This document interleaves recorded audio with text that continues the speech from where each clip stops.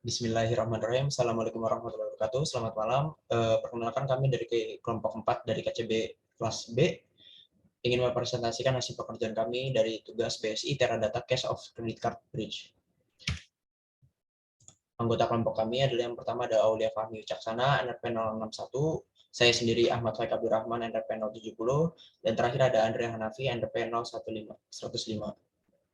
Ya, bisa dimulai, Fahmi. Oke, jadi yang pertama saya akan menjelaskan cerita kasus dari BSI, model kasus BSI yang pertama ini. Next. Oke, jadi ini kasusnya yaitu Grassroots Bank menerima komplain dari pelanggan karena adanya tagihan palsu atau fraudulent charge pada kartu kredit. Nah, cerita awalnya yaitu CEO dari Grassroots Bank, John Howard, menghubungi Leslie Oakwood, CEO dari toko retail Taylor dan Swift karena banknya menerima banyak komplain dari pelanggannya. Mereka melaporkan adanya tagihan palsu atau fraudulent charge. Nah, mungkin arti kata dari fraudulent charge ini sendiri yaitu tagihan pada kartu kredit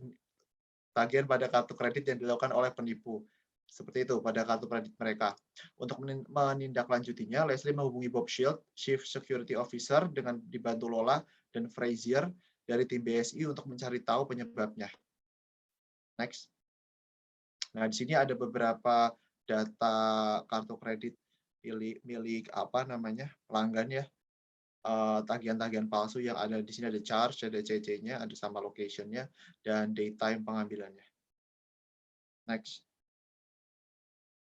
Nah, selanjutnya dari arsitekturnya sendiri saya akan menjelaskan. Bisa di next.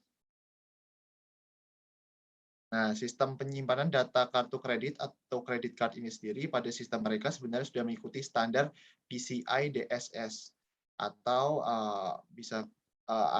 artinya yaitu Payment Charge Industry Card Security Standard atau standar pengamanan data pada industri kartu pembayaran, kepatuhan terhadap payment card industry. PCI Data Security Standard DSS membantu meminimalisir kerentanan dan melindungi data pemegang kartu. Nah, data tersebut pertama, data pelanggan disimpan ketika pembayaran dilakukan di toko atau web. Nah, lalu data tersebut diteruskan melalui sistem operasi ke data warehouse mereka dan disimpan juga pada backup database. Data tersebut juga mengcover salinan front-end dan back-end kartu kredit sehingga menutupi kerentanan terhadap peretasan dari pihak luar maupun proses dan kontrol untuk mengamankan informasi dari dalam perusahaan. Seperti itu. Selanjutnya bisa dilanjutkan oleh teman saya. Selanjutnya, data center itu yang tadi telah dijelaskan oleh Fahmi itu merupakan tempat yang paling mungkin terkena peretasan, karena di tempat itulah data pelanggan disimpan. Namun, tempat tersebut telah dilindungi firewall dan juga dilengkapi dengan sistem deteksi intrusi. Jadi seharusnya jika ada hacker yang telah memasuki data center ini tanpa ada unauthorized, harusnya terdeteksi sebelum datanya kejebolan. Nah, pada server toko, data disimpan di server toko sampai data bisa diunggah ke data center. Atau bisa dilihat sini store ops-nya, ini store LAN-nya. Sistem tersebut oleh dari pihak Taylor and Swift-nya dijamin aman. Lalu server web merupakan server yang paling lemah keamanannya karena dapat diakses oleh orang banyak. Tapi server tersebut rutin dites untuk mengeliminasi kerentanan dan serangan, seperti SQL injection maupun proses scripting. Untuk SQL injection sendiri adalah teknik yang digunakan penyerang atau hacker untuk mendapatkan akses tidak sah ke database aplikasi web dengan menambahkan string code ke query database. Lalu untuk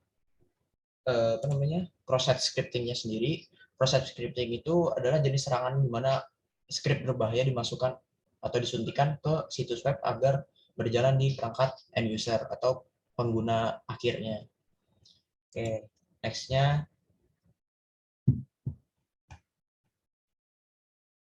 Oke.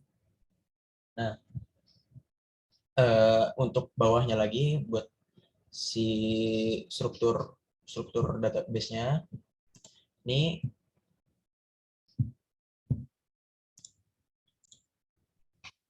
mohon maaf tadi ada sedikit kendala. Jadi tim BSI telah mengecek sistem arsitektur dan audit PCI-nya. Namun tidak ada hal yang mencurigakan. Pada bagian front-end, tidak ada intrusi dari pihak eksternal pada website. Backup sistem dari web dan store sistem juga dinilai aman. Sedangkan pada bagian back-end, 3 data center menunjukkan tidak adanya intrusi dari pihak luar dan data warehouse dinilai aman karena telah dilindungi oleh Protegrity.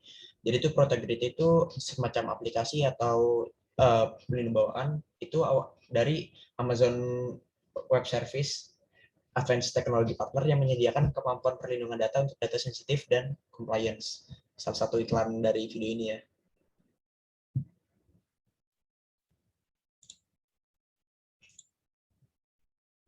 Silakan dilanjutkan oleh Andre.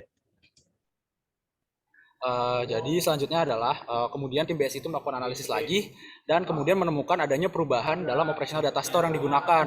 Sebelumnya di operational data store itu mereka pakai SQL Server. Kemudian SQL Server itu diubah jadi Oracle pada 3 bulan yang lalu oleh tim operasi Taylor & Swift. Dan belum ada audit keamanan sejak saat itu. Hal tersebut menyebabkan adanya celah keamanan pada sistem Taylor & Swift yang kemudian dimanfaatkan oleh salah satu pihak internal si Taylor & Swift, yaitu John Eagle sebagai DBA atau database administrator. Database administrator itu adalah seorang admin yang mengelola sistem komputer yang bekerja secara khusus untuk melakukan perawatan dan ruang lingkup database serta mengarahkan semua kegiatan keamanan data. Tanggung jawab utamanya DBA profesional adalah menjaga integritas data. Ini berarti DBA memastikan bahwa data aman dari akses yang tidak sah tapi tetap tersedia untuk pengguna. Seperti itu. Data ini bisa terlacak akibat adanya unusual activity pada log yang ada di data center Las Vegas.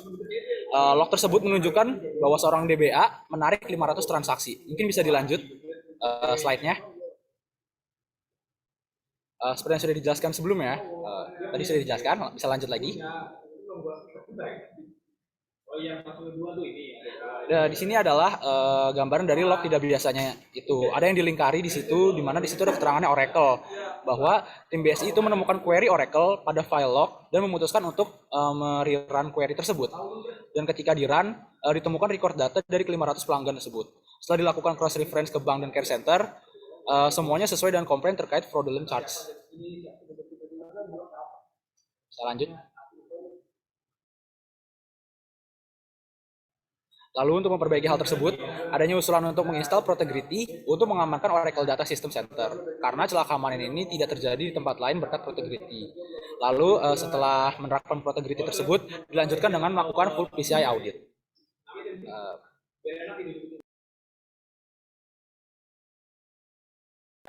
Berikut adalah terjemahannya. Tadi beberapa terjemahan sudah dijelaskan, mungkin bisa dijelaskan lagi ya untuk yang belum dijelaskan.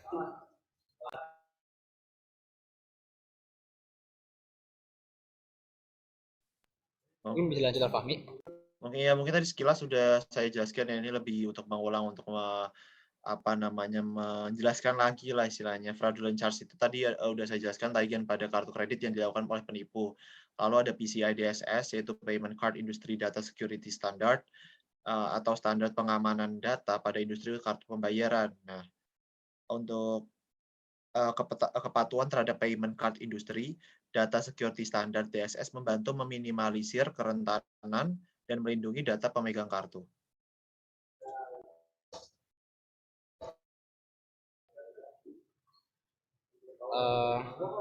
Untuk firewall dan SQL injection tadi juga sudah dijelaskan pada presentasi sebelumnya. Bisa dilanjut lagi. Cross-site scripting dan Protegrity juga sudah dijelaskan. Lalu untuk operational data store dan operational private label credit card, sebenarnya tadi belum dijelaskan, tapi mungkin dijelaskan sedikit aja ya. Operational data store itu apa? Yaitu database pusat yang menyediakan snapshot data terbaru dari beberapa sistem transaksional untuk pelaporan operasional. Sementara operation private label credit card itu adalah kartu kredit yang dikeluarkan oleh bank untuk digunakan pada store tertentu. Untuk database admin juga tadi sudah dijelaskan.